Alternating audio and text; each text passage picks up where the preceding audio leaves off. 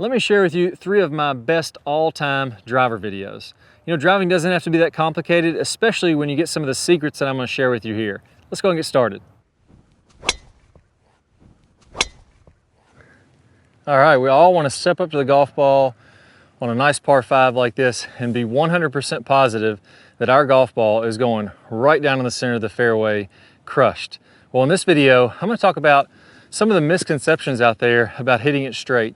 How actually hitting purposely fades and draws, learning how to shape shots, and this is for 20 handicappers, 25 handicappers, beginning players, all the way down to scratch players. If you learn to hit these shots and go over the real deal that I'm going to talk about in this video, you will hit the ball straighter. I'm not going to sugarcoat it, I'm not going to dumb it down, I'm not going to simplify it. You're going to get the real instruction here, and if you apply this to just one range session, I promise you, you will hit the ball straighter. Let's go ahead and get started. All right, so let's talk about how to straighten up these drives. Now, one of the worst things that you can do that's really gonna make your drives not only shorter, but more errant, more crooked, is if we try to tighten up and guide our swing. So what ends up happening is we kind of go in this deadly spiral of we hit a bad shot. So let's say we make a nice swing, we're feeling confident, and we slice it over into the water here. Or let's say we snap hook it almost out of bounds or into the trees. Well, in the next hole, or maybe on this hole if we have to re-tee, we automatically think, all right, well, I'm gonna tighten up. I'm gonna try to guide this. I'm gonna try to steer this club through contact a little bit more because I don't wanna hit another bad shot. And what happens is you end up shortening up your swing. We don't make a full backswing. When we don't make a full backswing, now we're gonna lose distance. And when we tighten it up, even though it feels like it may be in more control, what ends up happening is we second guess it, we guide it. We're using our conscious mind to try to steer it rather than letting our subconscious and our practice let that go and release through the shot. So you hit one bad shot and that's bad enough, that hurts your score. But then we tighten up the swing, we lose some yardage, and our consistency and how straight we hit our drives doesn't even get any better. So what do we do from there? We hit another drive that's not very good. It's a little bit shorter and not very straight.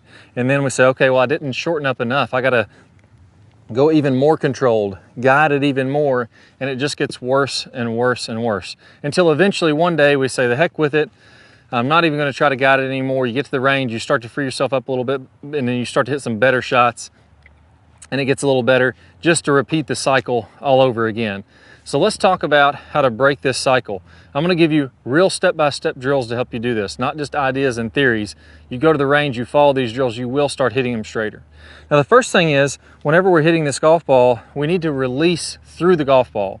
One of the worst ideas that we can have is try to hit at the golf ball to guide it or steer it down the fairway. What I wanna do is I wanna go ahead and open up my body.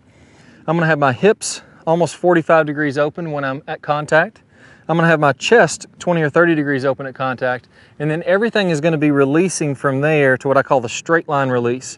So from contact and through the ball, out to here to in front, my hips, my shoulders, everything is opening up. My hands and arms are all pointing to about that 45 degree in front position. That's what we call the straight line release in the top speed golf system. So if I go ahead and put a golf ball in front of the ball that I intend to hit, about 4 feet, that's the point that I'm trying to release towards. So if I tee up another one here, the last thing I want to do is try to steer or guide or hit that golf ball down the middle. I'm going to go ahead and swing freely on this golf ball. Let me go ahead and see if I got this on my target line. Yeah, it looks good right down the left side. I'm going to go ahead and swing freely toward this golf ball and let the club do the work. I'm going to trust that the releasing of this golf club is going to allow me to hit it straight. So I'm letting my body open up, I'm letting this club release through the golf ball, and let's see what happens here. See if I can get one down the middle of the fairway. There we go, right down the center of the fairway. Nice little fade. Just ended up in the right center, right side of the fairway. Great shot there. So I didn't try to guide that or steer that or have it go, you know, any control on that. I just let it go ahead and swing. I trusted that if I let this club release in front of the golf ball, it's going to make things a lot easier.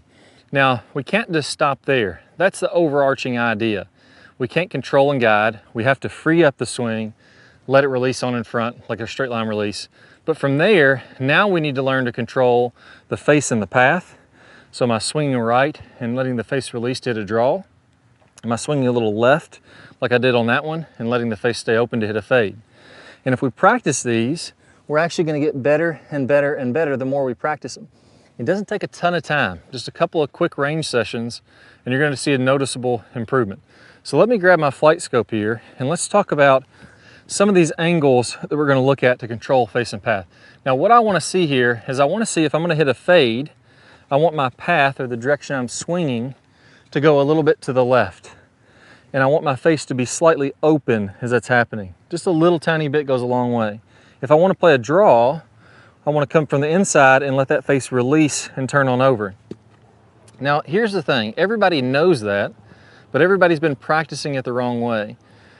All the motor learning research out there has shown some really good secrets that we can do to speed up our practice and our improvement. If you want to hit it straight, what we have to do is actually practice something called interleaving or random or variable practice, meaning that I'm purposely going to try to hit a draw and then I'm purposely going to try to hit a fade.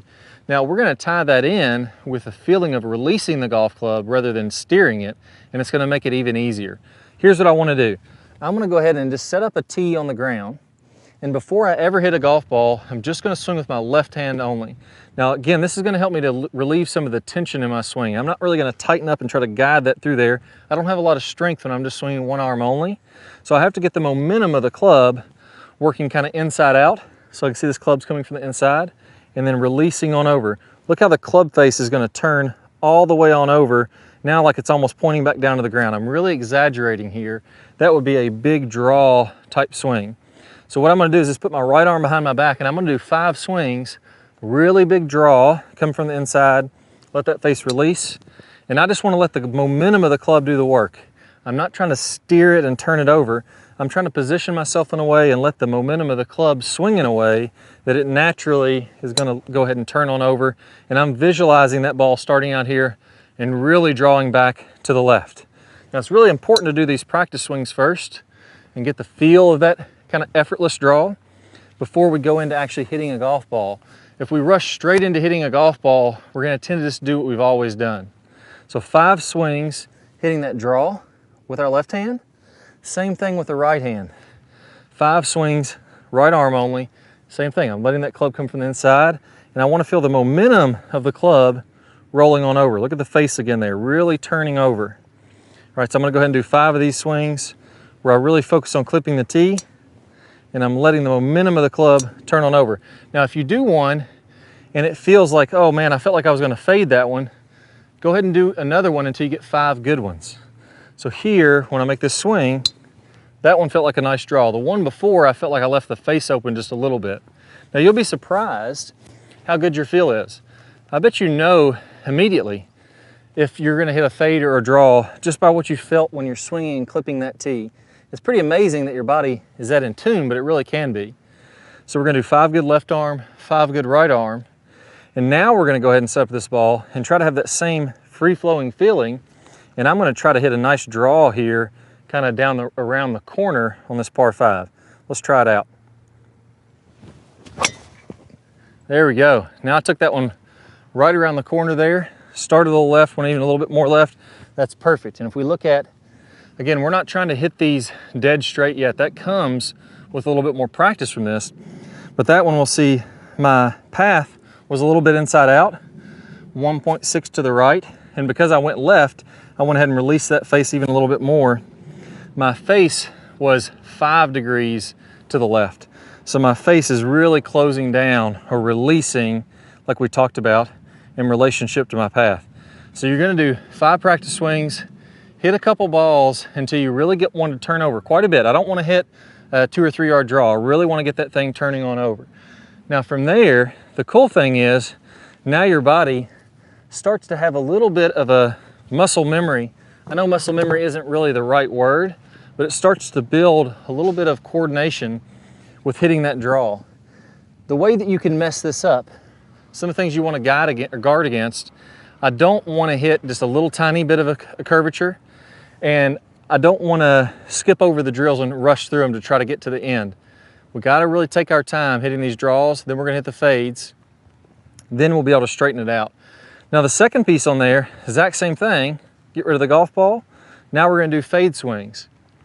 So now I'm going to feel like I swing a little left, so my body opens up. Again, I'm releasing on out in front, but I feel like as that club releases, so you can see the club shaft itself is releasing to our straight line release, but the face, instead of it really turning on over, is going to go ahead and stay a little bit more open. So the face is coming a bit more this way. Now this usually isn't too much trouble for most players. Most players tend to cut the ball a little bit too much.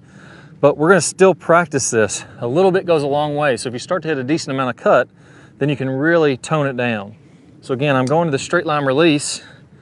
I'm just feeling like I'm swinging a little left. And when that club shaft releases, the face is just staying a little bit open. So again, I'm going to do 5 what feel like they'd be a nice fade with my left hand only. Then I'm going to do the same thing with my right arm only. 5 what feel like it would be a nice fade. I'm not trying to guide it. I'm not trying to steer it. I'm trying to get the feeling of the momentum of the club moving through impact correctly. Now, once I've done that, I'm going to go ahead and try to hit that nice fade out there. Lining up a little bit left, letting that club release on and out in front. I'm not steering it at all.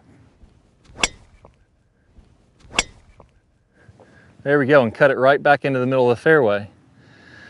So we'll see on this one, if I look on my flight scope, I should see my path or the direction I was swinging a little more left and my face a little bit more open. So my path was almost 9.8 degrees left, 10 degrees left. My face was 4.1 to the right, or meaning it's open to the direction I was swinging. So those are all basically just a big fancy way of saying, look, if you try to hit it straight and you try to guide it, it's never going to work. That's not the way that you can get really straight and accurate in golf. What we have to do to get straight is give up our feeling of control. Get used to letting the momentum of the club head hit some draws, the momentum of the club head hit some fades. So now I've found both ends of the spectrum, and now it's time to tone those down and get the straight ones here. So we got to really spend a little bit more effort getting ready for these. Now we're ready for the straight shots. Same thing, I'm just going to use 2 hands this time. So take the ball off the tee. I'm using this tee, and now I'm going to feel like I'm swinging squarely and releasing the club to the straight line release. It's not open like my fade. It's not really closing down a ton like my draw. It's just releasing at about a 45-degree angle there for the nice straight shot.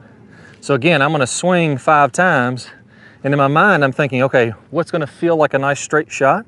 And I'm going to clip that tee. Okay, that to me felt like a little bit of a fade. So I need to go ahead and release my hands a bit more, let the momentum of that club roll on over a bit more, and you'll be surprised how accurate you are at this. Let's try another one out. There we go, that felt like a nice draw. So again, while you're on the driving range, making a few practice swings, I don't want to throw the golf ball down there and hit golf ball after golf ball after golf ball, because my tendency will be to tighten up and try to control. I got to clip those tees to let loose and feel like the club head is swinging freely. So now I'm finding that middle zone. Let's see if I can hit a fairly straight one here.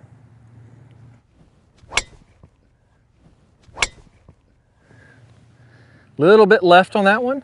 So again, when I felt like I released it, I just did a little bit too much. And you may find that same thing for yourself.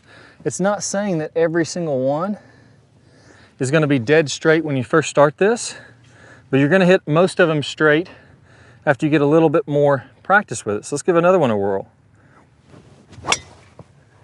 There we go, and that one was straight as a string, maybe 2 or 3 yards of fade on it, and it felt pretty good. So that's the real secret there. Everybody wants to rush right into hitting the straight shot. We've got to learn to control this club and how it releases. If I can work on this individually with each arm and get the momentum swinging in the right direction, now it's going to be very easy to find the center of the fairway. Try these drills out. I guarantee you, you'll like where you end up at the end of these if you follow my directions. Hey guys, awesome to have you here today. I'm going to give you some great tips to help you start hitting your drive more accurate, more solid, and a little bit farther. And I'm going to walk it through in the basics, let you know some things that took me a lot of time to figure out and are really going to help your game. So first, let's go over alignment with the driver.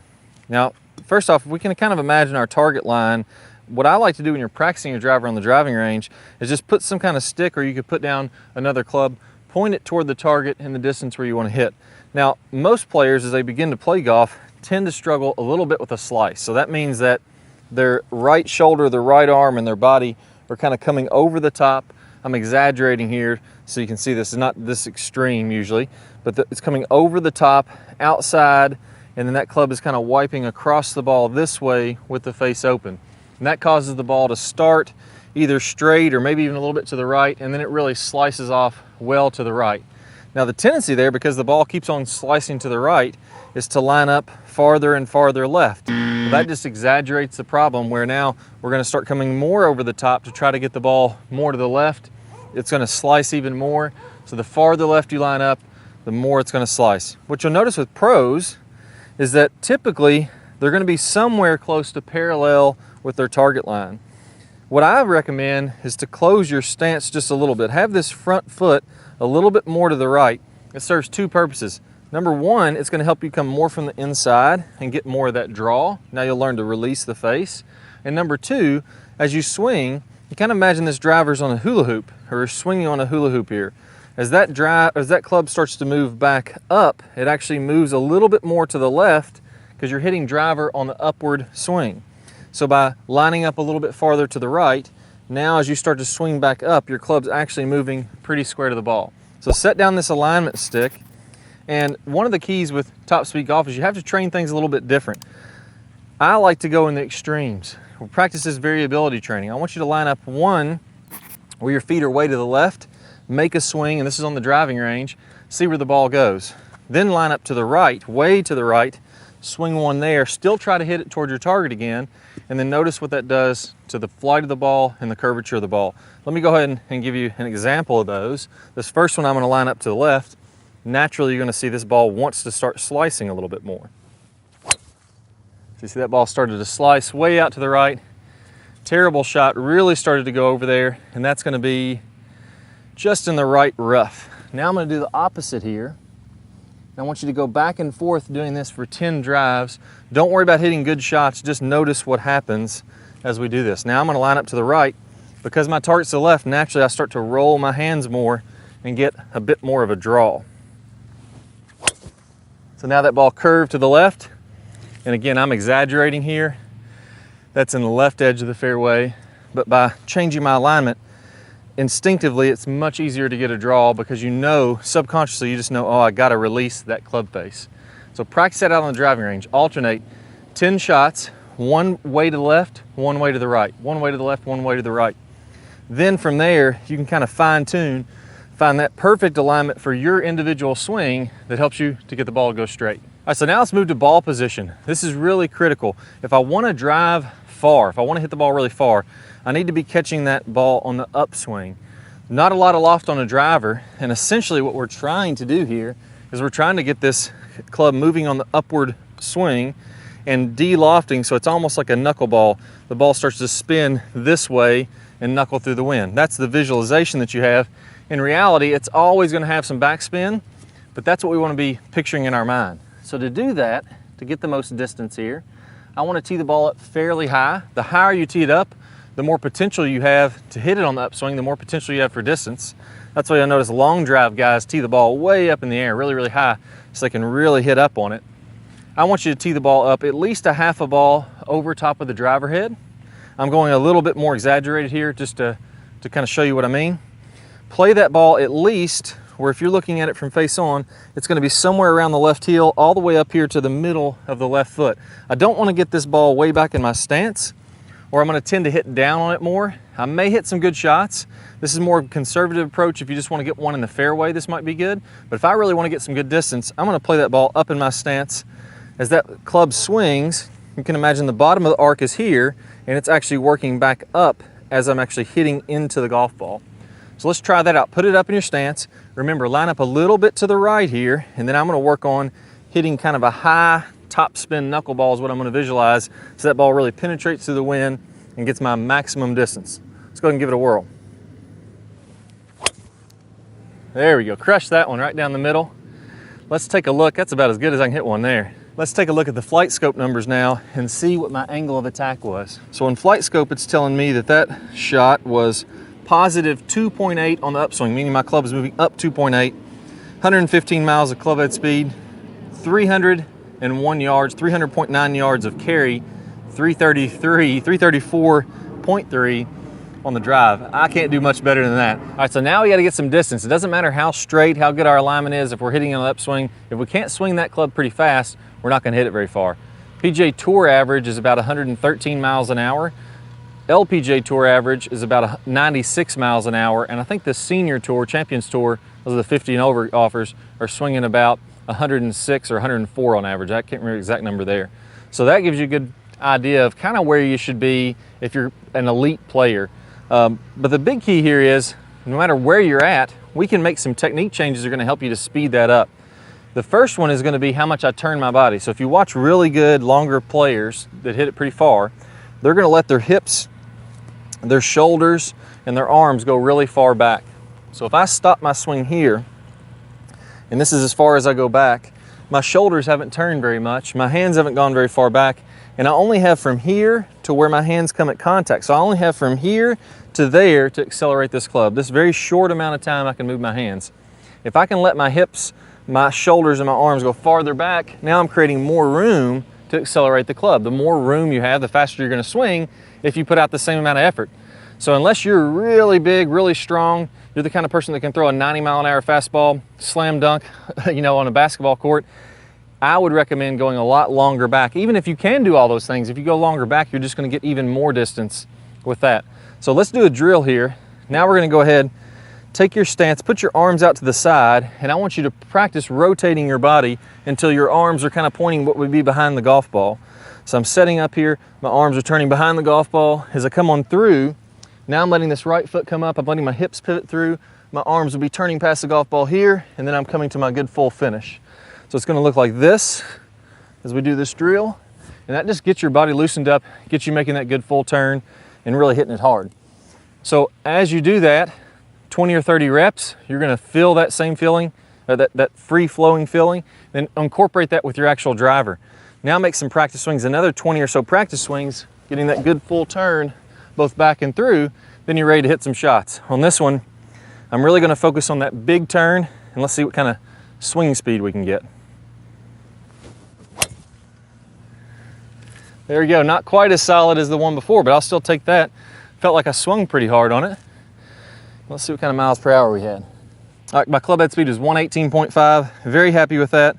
284 carry, it went a little bit lower, really ran over the hill and got 321 total distance. All right, so the final piece here, we got to release this golf club. The natural tendency, what I always did when I first started to play, what I see basically every golfer, I've seen thousands of golfers in lessons, and every single one of them has the natural tendency when they first start to play, which is as you get from the top, you want to hit this ball really hard with a lot of speed. So we start to push the club, to cast the club early, and what ends up happening is we lose this angle called lag in our wrist. We burn all that speed up back here, and then when we get to the ball, the club's actually slowing down. What we want to have happen is we want to actually increase this lag as we start down, get a good sharp angle here between our club and our arms, and then from there, we have to release this club out in front. So I want you to do a really easy drill here to get familiar with that release and start to get that speed where you need it, which is right at the golf ball. So I want you to just go ahead and take a half back swing. Imagine this is our downswing here. And I want you to get this sharp angle between your hands and arms. Now one key is I don't want this club pointing straight up and down. I want it to be a little bit flatter from here. Some people call this getting into the slot. Really key to being able to hit solid shots over and over. So I get in the slot here, I have this nice angle of lag, and then from there, I want you to open your hips. Go ahead and let your feet rotate, your knees rotate. I'm gonna open my hips, and I'm gonna release that club to where now I've gotten rid of all these angles. That's what we call the straight line release in our top speed golf system. And I've let that club whip on through. So a couple practice swings, halfway back, and then go to the release. Hips, shoulders, arms, everything's released in front. Do that about 10 or 15 times just to get the overall feel of that motion. You don't have to try to do it fast. You don't have to do anything fancy there. Just get that feel. Then we're going to incorporate that same feel as we're making a full practice swing. So your full back swing, I'm going to feel that lag. I'm going to feel the club release in front. If I do that, now I'm going to get that whip action happening right at the golf ball. So here, a great way to feel this and a great way to train differently so that actually you get the feeling faster is exaggerate both extremes. As you start down, cast the club and then try to swing through. So it'll be something like this, and you'll see how I don't have very much speed. And then the next one, get a big angle of lag, release the club in front, and now you can start to hear that whipping on through contact. So 15 to 20 practice swings alternating. One cast, one good lag one, and then release in front. If you always visualize releasing in front of the golf ball, that makes things so much easier as you go out to play. So that once you get comfortable with that, let's go ahead and hit a couple more, or we'll go ahead and hit on some on the range. I'm gonna go ahead and try to really rip one. I may not be the straightest on this one, but I'm gonna try to see if I can get it the farthest of any of them that I've had so far. Let's give it a whirl. A little to the right, still a good drive. I don't think I'm gonna beat my last one. I killed the one before that, or 2 swings ago. So let's see what the flight scope says. Club head speed was 117.4, 290 carry, 320 total distance. Hey, hitting it well. Follow those keys. Get the right ball position, get your alignment so you can work on those fades and draws and then straighten it out, and then get that lag and release in front. It's gonna make driving so much more easy. This is a fantastic question. I get asked all the time, how can I lower my spin rate? That way I can hit longer drives. Do I need a new driver? Am I hitting down on it? What should I do to actually lower the spin rate and increase the distance? To start this off, let me hit a couple shots. I'm gonna hit one with a really high spin rate, and I'm gonna hit one with a really low spin rate, or attempt to hit one with a high spin rate and a low spin rate. And I'm also gonna spray this club with a little bit of this is called Dr. Scholl's Odor X foot spray powder. And it's just makes a little white film on the club so we can tell where we hit it on the club face.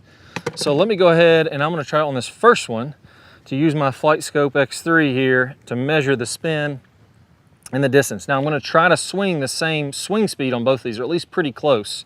And let's see how it goes. So the first one is gonna be my high spin rate shot. There you go, that thing really had a high spin rate. I don't know what it would be. That's kind of that slice that kind of balloons up. That's the one that doesn't do very good if you're looking for distance. Let me actually grab this other ball and then we'll grab the Flight Scope and take a look at those numbers.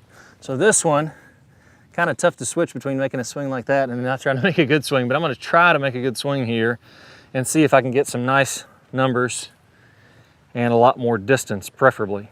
Let's give it a whirl.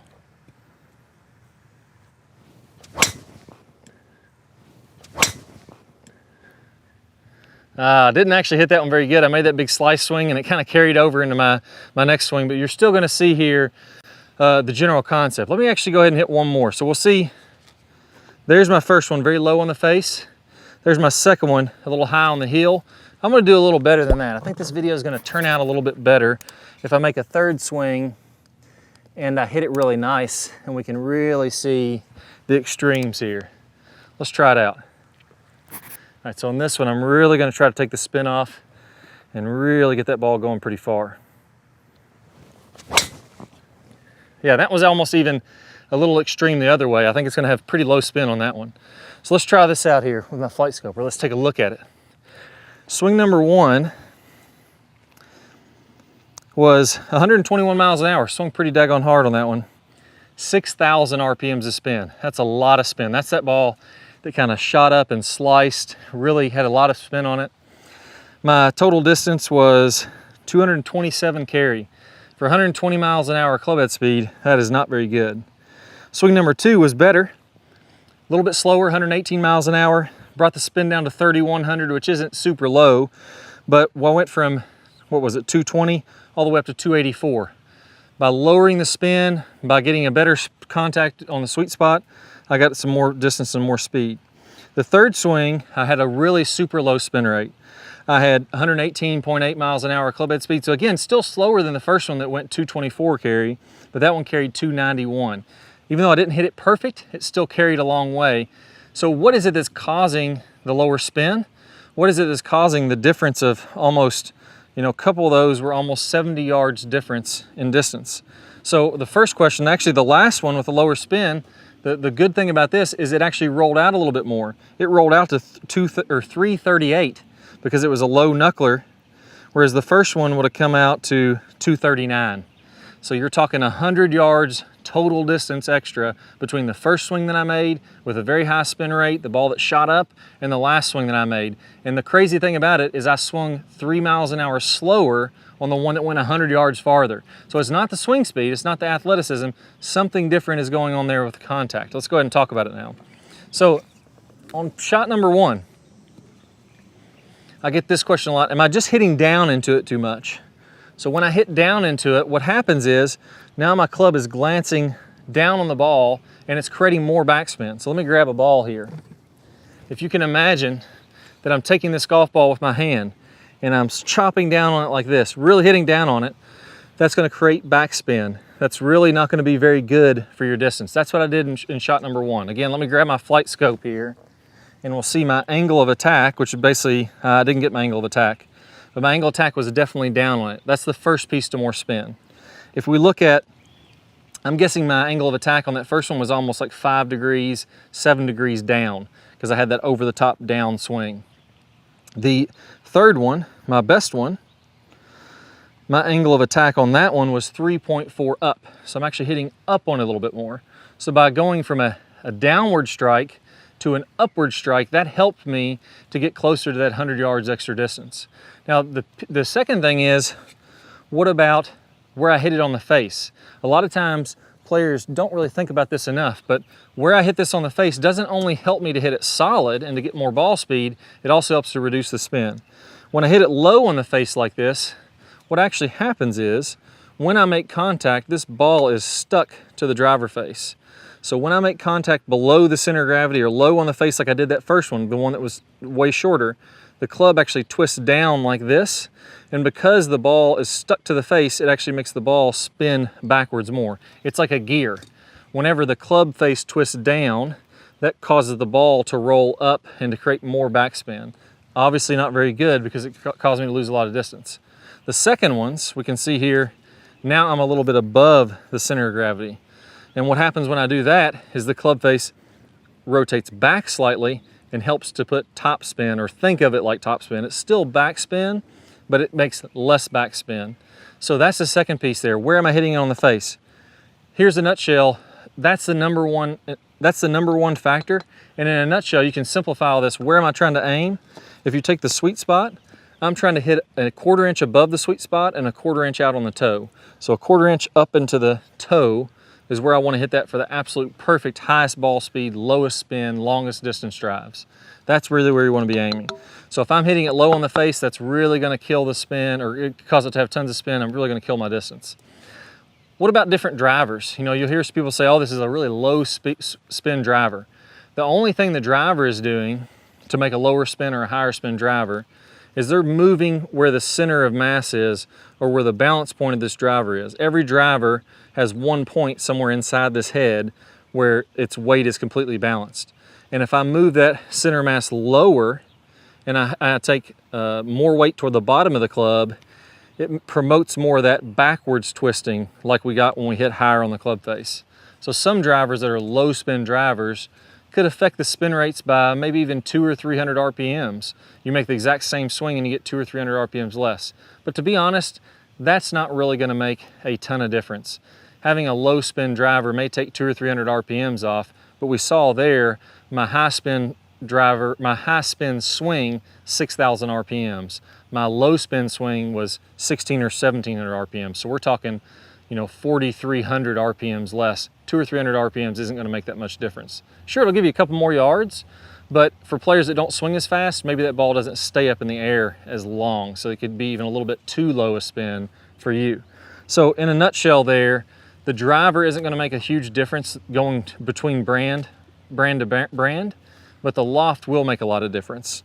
If I'm playing a driver that has a too high loft for me, then I could be getting too much backspin on it, kind of like you would with a wedge. The more open the face, the more it's going to create some backspin when I hit it.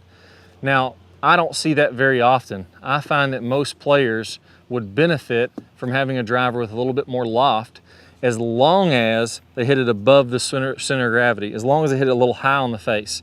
I think that most players could probably add 2 or 3 degrees more loft to their driver, and as long as they hit it a little higher on the face, they're going to get the farthest when they do that. Most players are just playing with a driver that simply doesn't have enough loft. You have to have a lot of swing speed to hit a low lofted driver high into the air and get it to go a long way.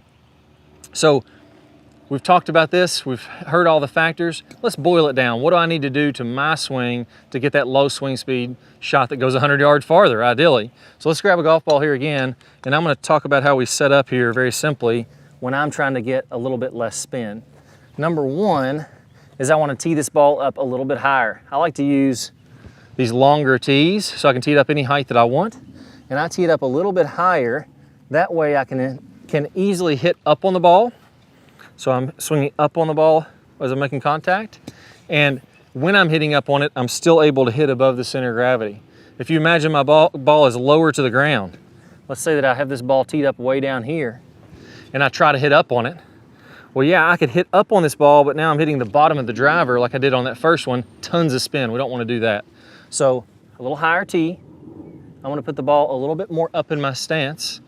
This is depending on the player, how far up you want to go, but you know, for me, I'll put it a little bit kind of around my left ankle if I'm trying to get a real high, low spin one, high launching, low spin. And then I'm going to feel like I have a little more weight on my back foot. So inside of my back foot at address, that's where I want to have my weight as I'm coming at address. That way I feel like I can promote that more upward type swing path. Finally, and most importantly, I want to feel like I hit a draw, a little bit of a draw, and I want to feel like I get that contact above the sweet spot. That's the most important thing. If you think of nothing else, be visualizing a draw with that contact high on the face. The rest will kind of take care of itself. So one more swing here. Let's really give it a rip, and I'm going to try to hit that ball that has that nice high draw with low spin.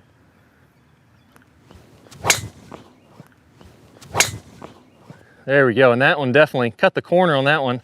That went a long way, and that is not going to have very much spin on it.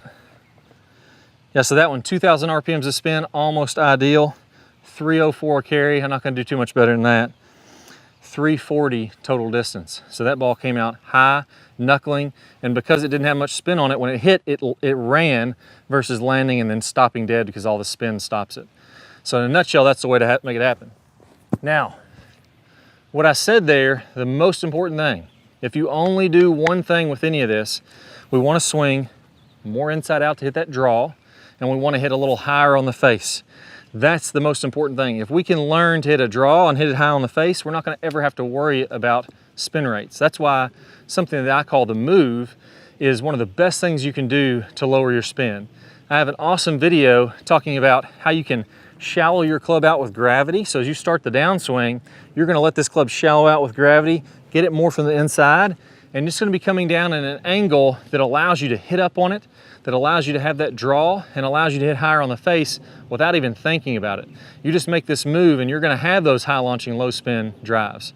So I'll play a preview of that here in a second. You're going to see it pop up on the screen. All you need to do is go ahead and click that button, or click that picture, and you're going to be able to watch that video. We're going to tie it all in together. Let's go and get started. Good player problems. We're going to talk about shallowing that club shaft out as we're starting down, as we're doing this rotating of the face that we worked on in the last video. As we start this downswing, what you'll see with basically all of the top players is instead of coming kind of over the top and letting the hands come out away from their body, letting the club come out away from their body, again coming down steep into the ball and then having to open up, kind of fillet open the face and add loft to it, the flattening of the shaft should happen as soon as we start down. So as we start this downswing, what we want to have happening here, you can imagine that if I draw a line from the hosel of my club up through my right elbow, that's my swing plane line, my elbow plane.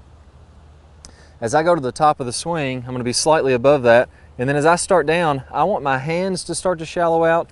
I want the club to shallow out inside of this elbow plane. And at the same time, I'm going to be